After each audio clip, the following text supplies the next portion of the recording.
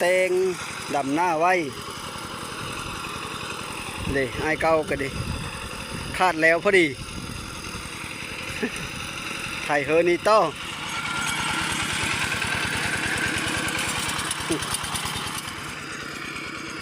มืดกึบก้อมมากขึ้นละตกครับจักเดียวตกบ่ตกซ้ำหมดเลยก็ดี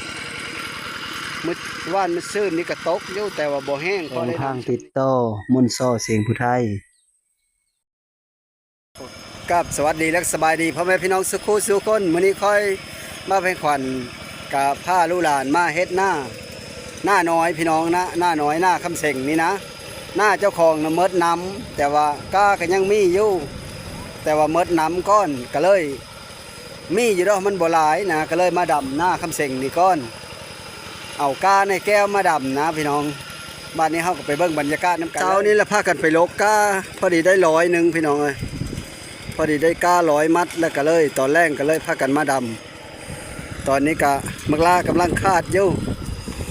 อันลูกสาวกับหลานลูกสาวและหลานสาวนะตรงเตงพากันหนก้าไปเฮ้อแม่เอาได้ไหมน้ำกินนะตรงเอาน้ำกินไปกินได้ผู้คาดกับคาดยังบ่แล้วซ้ำกระดำก้อนเลยหยองเลย เฮ็ดน้ำวัยรุ่นบ่ได้เด้เฮ็ดสาบ่ได้ได้วัยรุ่น เบิ่งเอาทุกคนเลยอันนี้ก็บ่ได้มีเปลือกดอกน้ำก็ได้บ่หลายแต่ว่าพอได้ดำนะ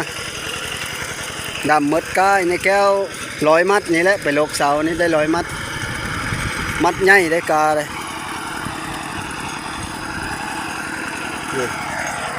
นี่แหละมัดกาก็ได้นี่เอานั่งเตงดำหน้าไว้เลยไอ้เก้าก็ดีคาดแล้วพอดี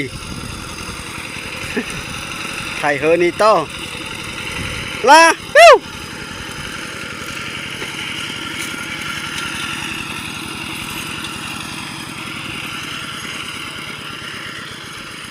ถ่ายไปพี่เลยผ้ากลางพี่เลย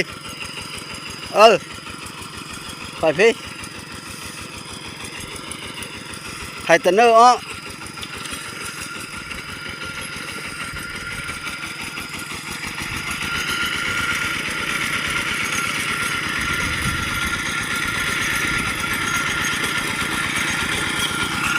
ฝนกับเจ้าสิโต๊กนี่แหละมืดมากอยู่พี่น้องเลยพวกเห็นมืดเกือบก้อมมาอยู่โอเคเอามันเขิงเด้อ เอามันเขิงคันมันมีเขิงผัดยันข้างหนึ่งแล้วข้างหนึ่งยังบ่แล้วเลยนะอ่านเขิงแล้วชำนี้เนาะเอาเลย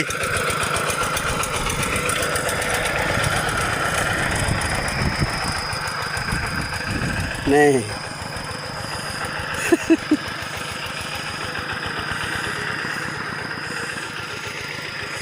พาลูกหลานมาน้อง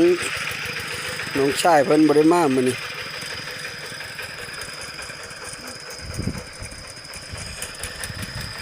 ดำที่อยู่บ่เฮ้ย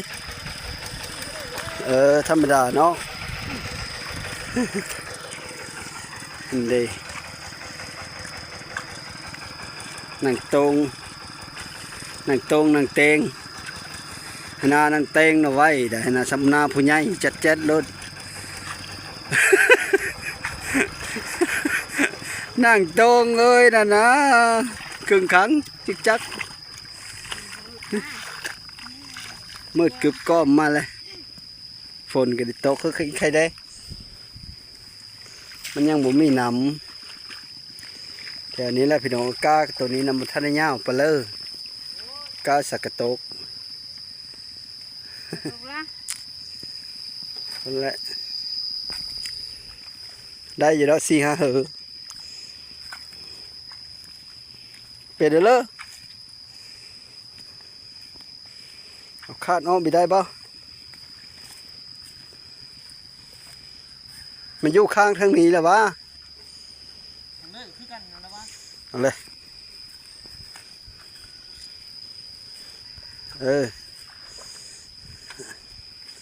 มันหนักโคตรเก่าหญ้าอ้อชิก้อน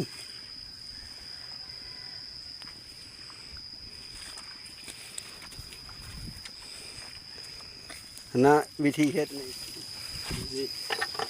นะ โอ้ยพี่ อยู่แม่นแล้วเฮาเพิ่นเอาอันนั้นอ้อเลยได้เนี่ยมีได้ก็โอ้ก็เลย อืม นี่นะเนาะก็เย็นยายุบละ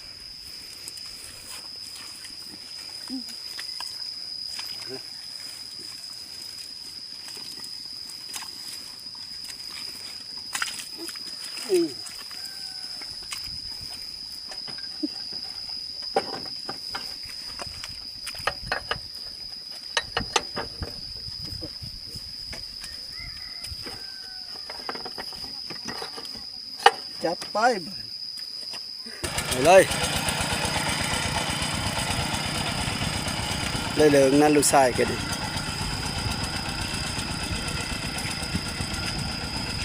เอาไทยคนขึ้นมาเสียก้อนพี่น้องเพราะว่าถ้าเฮาบ่ไทยแล้วเฮาคาดโลดแล้วดินทรายมันสิแจบเลยเฮาต้องไทยสะก้อนแล้วก็คาดก็บ่คาดคักมันคาดคักก็มันก็แจบโพดมันแน่นมันสมัดดำเนี้ยหน้าดินทรายคือหน้าเพื่อแต่ค่ำหน้าค่อยผัดหน้าดินดะนี่พันหน้าดินทราย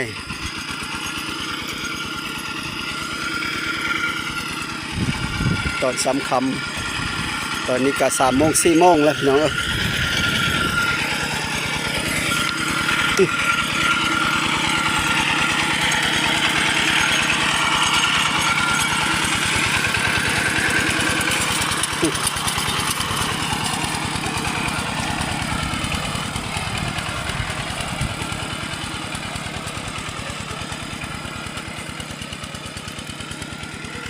นี่แหละหอดยำหายยำหน้าแล้วก็การตะน้ำเวะน้ำหายน้ำหน้านี่แหละ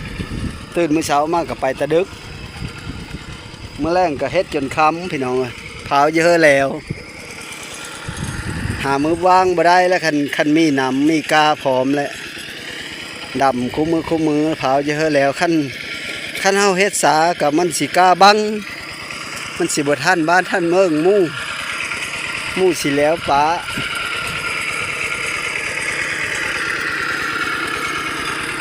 ยันกาบังยาสิเลยแล้วอันนี้กายังน้อยอยู่นะกายังทันเยอะเอากามาดำนี่ก็ไปขอกาน้ำยาแก้วกาเล่าเลยลายรีได้พี่น้อง3 คนพากันไปลกเอา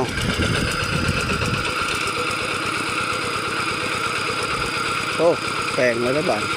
มันเฮาโพดบอกละ มันมีเฮาบอกเปิดปรับมึนปรับลงอีก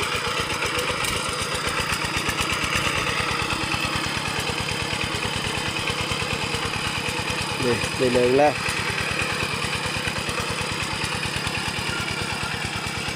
ภาพบรรยากาศงามๆพี่น้องเลยหน้ามีห้อยมีหนองข้างในได้นี่ได้ย่ำลูกกบก็หลายๆอยู่ในหนองตัวนี้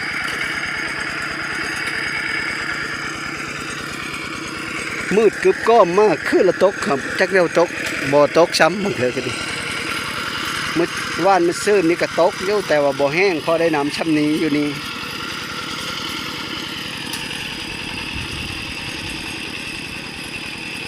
แต่ว่าหน้าเพิ่นอยู่ทั้งหลุมผู้เจอจนได้เป้งจนได้อัดไปแล้วอยู่หลุมทั้งหน้าช่างดงช่างเล่าคนนะของห้อยน้อยนี่ลงไปแต่หน้าท่ามถึงมัดเฮยใหญ่ๆถึงมัดพี่น้องนี่ลูกใส่ลาคาดบักลาคาดเฮนี่ก็เคยจะแล้วพี่น้องไข่คาดเฮนี่ก็กำลังสิแล้วและก็ซุ่มลานซุ่มแม้ดำเฮนี่ก็สิแล้วคือกันพอดีลงมาต่อเฮนี่เลยพอดีลงมาต่อเลย อ่อนอยู่บอกละอ่อนอยู่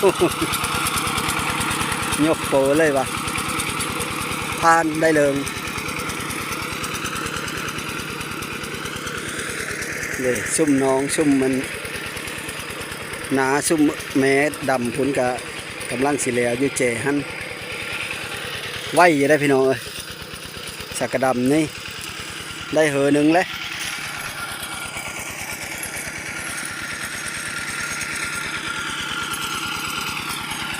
งามกกย่างสลายอยู่ทางเฮาบ้านได้นี่เนี่ยเส้นทางเฮาบ้านจนจะที่เฮาเห็นทางไปหายไปหน้ากระเจ้าทางไปหน้าหน้าจองพี่น้องทางไปหน้าเน้อหน้าจองอ้อเสือพุ่นและฮอนหน้าแฟะพุ่นและนี่ชาวเทาะมาแตหน้าเลย ไปกุดนาโลงทั้งโหนาโลงกับไปทางนี้ก็ได้ นี่ยางมาแตหน้าไปลกเอาก้าว่าเพิ่นจะไปเอาก้าเข้า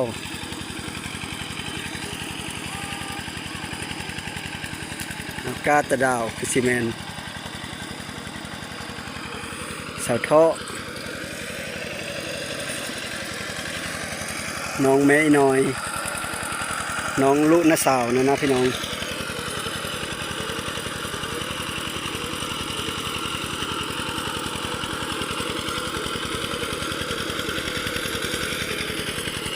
เอาอีกรอบหนึ่งคือซีเมนเอารอบหนึ่งก็แล้วลาเพื่อสิเอาอีกรอบหนึ่งอ้อมนะหลังจากเขาโอ้ ลึกแท้วัยรุ่น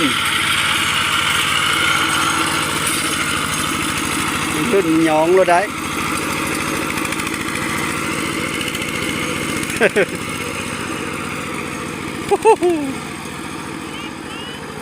พอแล้วแม่เพิ่นว่าพอแล้วบักลา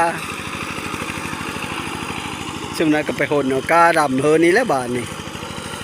แล้วละเด้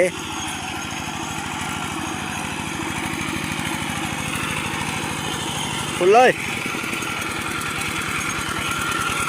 เฮินนี่เลยเฮินนี่เลยเฮินนี่คอยลงได้โผซักกระเทียมได้เน่ โอเค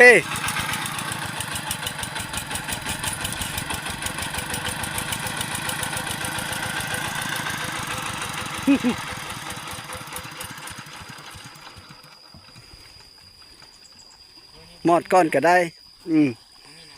มีก็ได้ชำนี้นะ ไม่ดำเอานะ ฮะ ไม่ดำไม่มีน้ำนะ อ๋อเฮาสิถ่ายไว้ซื้อ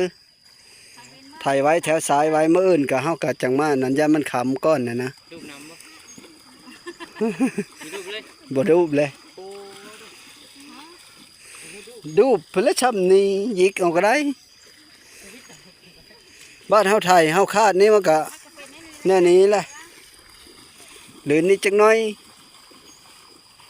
ก็พอดีดำแหละตุยตายเสียรถยังละเป้ย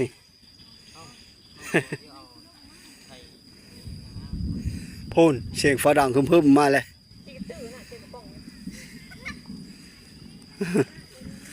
โอ้หน้ามืดกึบก้อมอยู่เลยทุกคนแต่ว่ามันพี่คันมันมาเฉิงเฮาเนี่ยมาทางนี้นี่เพิ่นมาทางผีมันจะไปวัดเพิ่งพุ่นแล้วปอดเตอพอกันมาแต่หน้าเยอะๆแล้วเนาะ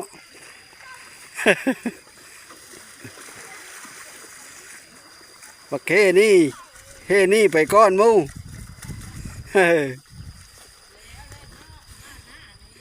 ท่านได้แล้วได้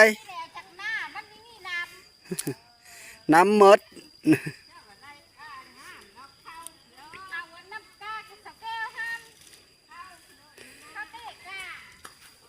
ข้าวเต้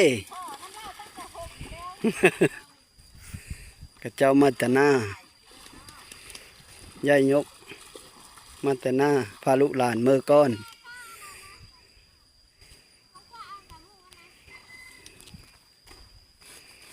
ตัดแล้วก็ดำตัดห่างแล้วก็น่ะไว้แท้ได้หันได้ตัวเอง นั่งเตงดำไว้แท้ได้ เก็บเสย เอ้ยเอ็ด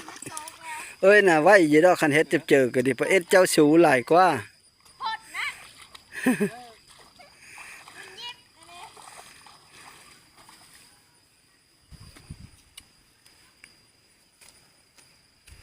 อะหยองเฮือนี้ก่อนบ้านนี่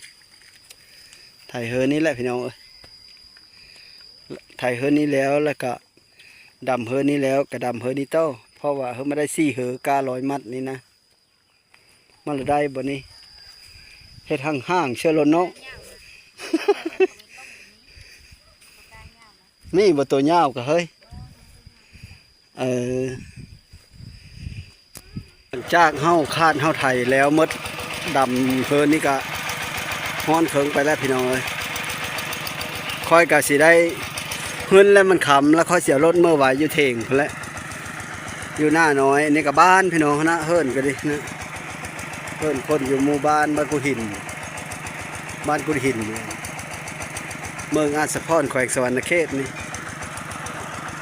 ทางรถไถทางคนยางเข้าบ้านนาอิตาเพิ่นกระนุงบ่ได้นุงเซอร์เลยออกมาเบิ่งควายเพิ่นตาเศร้าพี่น้อง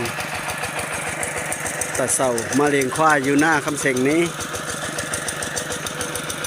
พาก็สิได้เอารถเมื่อวายอยู่เถงแล้วก็เฮอลู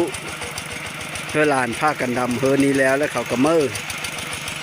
ข้อยก็สิได้ไปผู้ควายเลย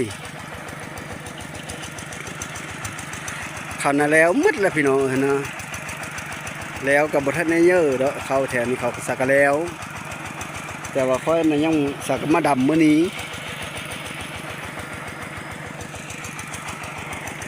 เสียวรถเฮากังเดินนี่แล้วก็เอาเมื่อไว้อยู่เถงพุ่นมาฮอนนี้ก็สุดท้ายก็ขอขอบอกขอบใจน้ำพ่อแม่พี่น้องเด้อที่เขามาติดตามรับชมและก็บ่มีเวลาไปหาและหนูหน้ากับการแห้งรีดีบดีกะพุ่นแล้วหน้าพุ่นคันฝนตกเลยคันว่าฝนบ่ตกกันสิไปอยู่สักมือก้อนพี่น้องเลยยังบุกน้ำเวอันนี้แหละมาวันนี้กับสุดท้ายก็ขอบอกขอบใจน้ำพ่อแม่พี่น้องก็ขออยู่ดีมีแห้งแล้วก็ขอขอบคุณน้ำผู้ใหญ่ใจดีทุกคนที่เข้ามาติดตามรับชมแล้วก็คอมเมนต์ค่อยๆเป็นกำลังอกกำลังใจก็ขอบอกขอบใจหลายๆเด้อคุณแม่มาลี่แล้วก็เชลลุงเพชรและก็ทุกๆคนที่บ่ได้เอ่ยน้ำและก็โคตรหัวใจคอยก็ขอบอกขอบใจหลายๆอยู่ดีมีแห้งและโชคเข้ามาพลังพะโล้ทุกคน